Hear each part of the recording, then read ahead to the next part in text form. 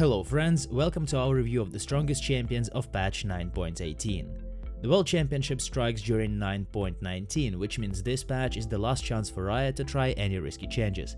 And yes, this is another patch for the pro scene. Can you feel those Akali and Aatrox nerfs coming? What a bad month for Aatrox mains. Riot Games want to encourage champion diversity during the most hype event of this year. Soon we'll see if it's gonna work, and now let's check out our champion list. In the top lane, we have some serious changes. Renekton and Tahm Kench are no longer S-tier champions, while Pantheon pretty much is. And we haven't added Teemo due to the bug, even though the Yordle received a good buff. It means bruisers still control the top lane meta. However, this is the most balanced lane where there are no super dominant strategies and picks, so you can choose a champion based on your playstyle. This week, our top lane fighters are Kled and Quinn, followed by Mordekaiser, Singed, Darius, Urgot and Pantheon. Quinn is now also played with Conqueror, while Pantheon prefers press the attack. These champions have 52 to 54% win rate in solo queue, depending on the rank. The reasons for their success are high sustain in lane, good trades and decent scaling. Illaoi, Yorick, Garen and Volibear are reliable picks for low to mid tiers. They have simple mechanics, high damage and lots of sustain. Yorick's win rate has reached 54% in this patch, obviously due to the fact that such range champions as Gnar and Cannon left the top lane. After all the testing on PBE, Kayle has finally ascended in solo queue with an extra 1.5 to 2% win rate, so we recommend that you pick the Righteous, Jax or Fiora if you wanna play a scaling champion. Both Jax and Fiora were buffed in 9.16, so carrying your teammates through the late game is now even easier. However, these champions are mostly suitable for mid and high ranks. In low elo, risky early game rarely justifies itself, as players hardly ever know how to come back in the game. Now let's move on to the junglers. This tier looks a bit like a mess with all the current and upcoming changes. Kayn and Evelynn have to say goodbye even despite the latest buff. No worries, we have 4 new junglers instead, so let's check them out. Carry junglers have undergone major changes. Vi, Elise, Karthus and Nocturne are still the most versatile jungle carries in any elo. Their strong points are fast jungle clear and good gank potential earlier on. Moreover, these champions have good scaling and can solo carry games after a few kills. Echo, Kha'Zix and Shaco are especially good in low to mid ranks.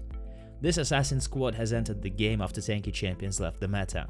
Squishy targets with low survivability are the best targets for assassin junglers. By the way, Warwick and Jarvan still have 52 to 53% win rate due to their mobility and constant map pressure. The tank tier remains unchanged. Riot are still trying to nerf Sejuani and remove this priority pick from the pro scene. Zac, after the ult rework, has become a powerful champion with significant damage and healing in combat. Also, when players want to cast the ultimate, they no longer have to focus on positioning so much. Overall, tanks are not in the best position right now. The current meta is all about thin comps that can be countered by burst damage. Tanks have trouble protecting their carries. That's the reason why only tank initiators with a decent damage output remain in our S tier. Well, and a few aggressive junglers on the list. That's Volibear, Hecarim and the recently buffed Udyr. These champions are still strong in low to mid ranks. And again, with the new crab timer, they can invade the enemy jungle or make a few ganks and then take both crabs. As for cons, they clear the red side camps pretty slowly.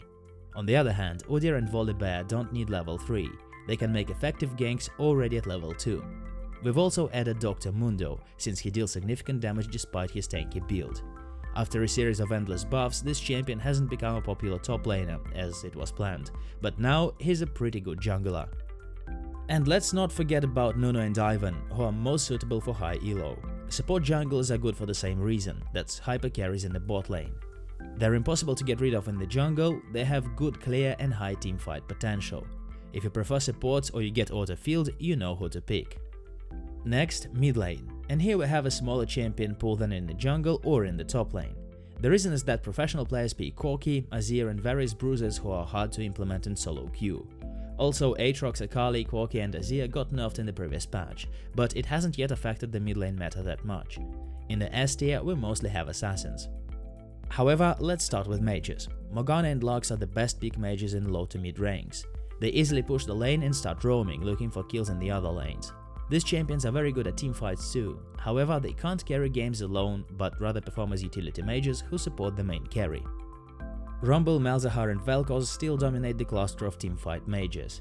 Add to that Cassiopeia, who was previously unfairly forgotten by the players. These champions are mages with high damage per second. They have good synergy with teamfight setups that need to get through the enemy frontline. Just like the pick mages, they can quickly push the lane and gank a side lane with their jungler or support. And now assassins, minus LeBlanc, Kiana and Yasuo, plus Diana. High burst damage, mobility and effective roams. These are the reasons why the champions in this tier are so popular. These guys just need level 6 to start snowballing the game, well, except for Kassadin, who unlocks his full potential at level 16. Assassins are good against both squishy compositions and tanky setups with one hyper carry. There are no really big changes in the bot lane in this patch. Jinx is still at the top. Riot are quite fine with this meta. There are no dominant picks in solo queue, and on the pro scene, AD carries and mages sometimes give place to the Garen and Yuumi combo. The best crit damage marksmen are Jinx, Xayah, Ashe, Jhin, Vayne and Caitlyn. They're still very strong due to the systematic strengthening of crit strike items and peel supports. Crit marksmen reach their power spikes too fast and become almost unstoppable after that. Draven is also a good pick for snowballing the lane. Kog'Maw and Miss Fortune should also be noted. These two champions are strong picks in the current meta of tanks and fat frontline. Miss Fortune can adapt her build depending on the enemy setup, starting with either Blade of the Ring King or Lethality. It means that she can be effective both against tanks and squishes. And last but not least, supports. We also have a few categories of them so that you can easily find a champion to suit your playstyle. The support meta is changing almost every day. Thresh, Pyke and Nautilus are the best aggressive picks in this patch. However, peel supports are not too far behind. Compared to the previous weeks, there is only one champion we'd like to add, and that's Bard. So let's start with utility mages. After all the nerfs, Yuumi is no longer an S tier support. Now her place is taken by Rakan, whose popularity is rising due to Xayah's win rate. Morgana, Lux, Janna and Zilean are still good. On the one hand, these champions have a good catch potential when the enemy is out of position. On the other hand, they have strong disengage, which can save their carry even when they get under enemy CC. Nautilus, despite the nerf, is one of the best champions with aggressive early game and effective roams. The other powerful supports are Pyke, Leona and Blitzcrank. As for Thresh, he still remains an S tier support. Various CC sources, mobility and high base damage make these champions extremely dangerous in the early game. Nami, Sona and Soraka are at the top of the heal supports chart. Despite the damage nerf, Soraka still has a relatively strong lane poke. Nami simply has endless healing, and Sona is a hyper carry mon support. Her laning phase isn't that good, but in the mid and late game, she grants way too much utility to her team, so it gets really hard to lose the match. As for Bard, he hasn't received any major changes, but his lane sustain and disengage tools make him a well-balanced support in this meta. He works great against such engaged supports as Leona, Nautilus and Thresh. And that's pretty much all there is, guys. Pick the strongest champions and follow the meta with MoreLegends. On this note, as always, thank you so much for watching and good luck in your solo queue. You cannot hear their howls above the wind. The god died. The man lives.